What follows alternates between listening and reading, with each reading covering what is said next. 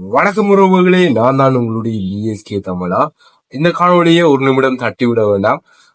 நீங்க எல்லாரும் நிறைய நாட்கள் என்னை எதிர்பார்த்திருக்கலாம், சில உறவுகள் என்ன மறந்திருக்கலாம். இருந்தும் என்னுடைய காணொலிகள் யூடியூப் தளமாக இருக்கலாம், அதே போல முகநூல், டிக்டாக் தளமாக இருக்கலாம். அத்தனை இடங்கள்லயும் பாத்தீங்கன்னு சொன்னா நான் என்னுடைய முகம் காட்டி அல்லது என்னுடைய குரல் எந்த ஒரு காணொலியோ பதிவு செய்யப்பட்டிருக்காது. என்ன காரணம் நீங்க யோசிச்சிருப்பீங்க. எப்படி தைப்பொங்கலுக்கு பிறகு என்னுடைய இந்த காணொலிகளும் என்னுடைய பிஎஸ்கே தமிழா இந்த வலையொலி தளங்கள்ல இணைய சமூக வலைத்தளங்கள்ல எந்த ஒரு பதிவும் இடம்பெற்றிருக்காது. நிறைய பேர் யோசிச்சிருப்பீங்க, என்ன மிஸ் பண்ணிருப்பீங்க. உண்மையில எல்லாருக்கும் ஃபர்ஸ்ட் ஆஃப் ஆல் நான்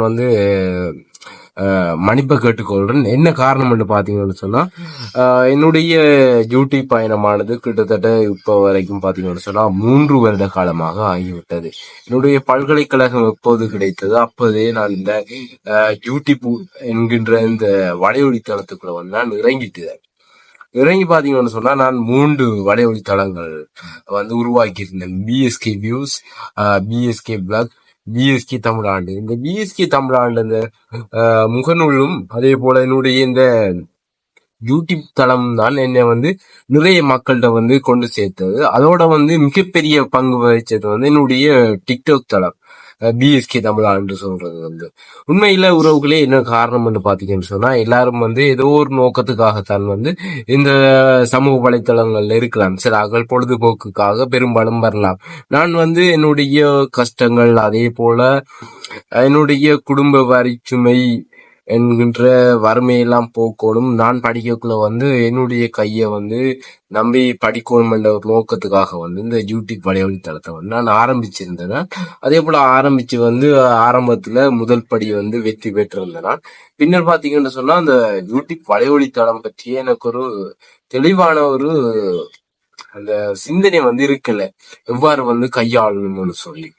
என்னுடைய அந்த சில கையாளுகின்ற நுட்பங்கள்ல ஏற்பட்ட பிள்ளைகள் கிட்டத்தட்ட 2 வருடங்கள் என்ன யூடியூப் அந்த தளத்துல பின்னோக்கி செல்றதுக்கான ஒரு பெரிய ஒரு காரணியை உருவாக்கி இருந்தது. இருந்தும் என்னுடைய முயற்சியை நான் கைவிடாம கிட்டத்தட்ட 2 வருட காலமாக மிகவும் கடினப்பட்டு நான் உருவாக்கிய மிகப்பெரிய சாம்ராஜ்யம் என்று சொன்னா என்னுடைய பிஎஸ்கே தமிழா தான். உண்மையில இந்த நாமம் என்ன இலங்கையிலிருந்து உலகம் வரைக்கும் உலக ரீச் இருந்தது. உண்மையில எனக்கு அதுக்கு என்னுடைய பல்கலைக்கழக சொந்தங்கள் தான் மிகவும் உதவி செய்தார்கள் என்றதை நான் சொல்லணும்.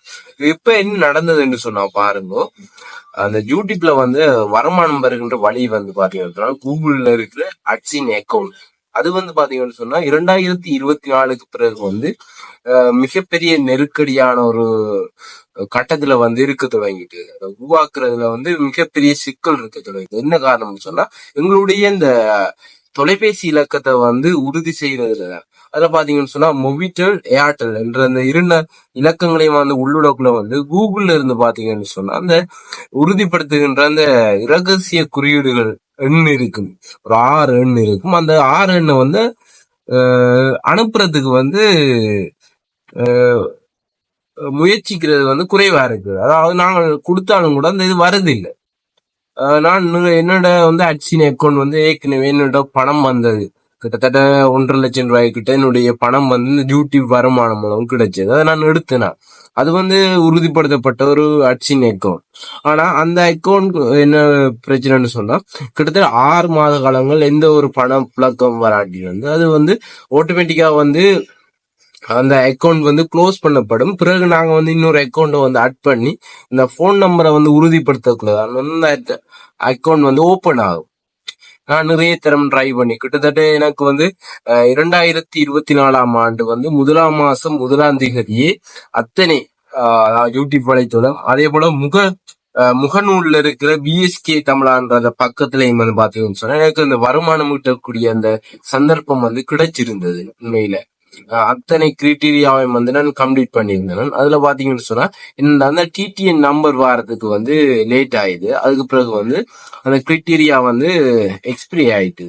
அதனால என்னுடைய முகநூல்ல என்னால வருமானம் ஈட்டுற அந்த பிரச்சனையை வந்து அந்த தன்மையினால வந்து கையாளலாம் போயிட்டு அதுக்கப்புறம் என்னுடைய அந்த யூடியூப் வலைவழித்தளத்தை எடுத்தோம்னு சொன்னா உண்மையில கிட்டத்தட்ட 3 மாத காலம் வந்து நான் வந்து நிறைய நண்பர்கள்ட்ட வந்து உதவி கேட்டிருப்பேன். உதாரணமாக வந்து பாத்தீங்கன்னு சொன்னா ஜப்னா சுதன், அவர்கிட்ட வந்து நல்ல அண்ணா, நல்ல நண்பர் எனக்கு. கிட்டத்தட்ட நிறைய உதவிகளையும் அறிவுரைகளையும் வந்து வழங்கியிருந்தார். இப்படித்தான் தம்பி செய்யணும்னு சொல்லி அவர்கிட்டையும் கேட்டிருந்தேன். அவர்கிட்டையும் கேட்டும் வந்து அது எந்த ஒரு பயனும் எனக்கு கிடைக்கல. அதே போல என்னுடைய நண்பன் ஒருவரும் செய்கிறார், தனுசன் சொல்லி. அவற்றையும் வந்து கேட்டு நான் எப்படின்னு சொன்னா என்னுடைய யூடியூப் வலையொலி தளத்தை வந்து உங்களுடைய அட்சின் அக்கௌண்ட்ல வந்து அட் செய்து அதுல வந்து வருமானத்தை நீங்க கிட்டி எனக்கு பாதி உங்களுக்கு பாதி என்ற எடுப்போம். அவற்றை நான் கிட்டத்தட்ட 30 நாட்கள், அதாவது 1 மாதமாக வந்து நான் அவர்கிட்ட வந்து கெஞ்சாத குறையா வந்து கெஞ்சிருப்பேன். எனக்கு வந்து இந்த அட்சின் அக்கௌண்ட் வந்து 3 தர மேல ஆயிட்டுது, உதவி செய்யுங்கன்னு சொல்லி. ஆனா அவரும் கூட கடைசி வரைக்கும் எனக்கு உதவி செய்யல.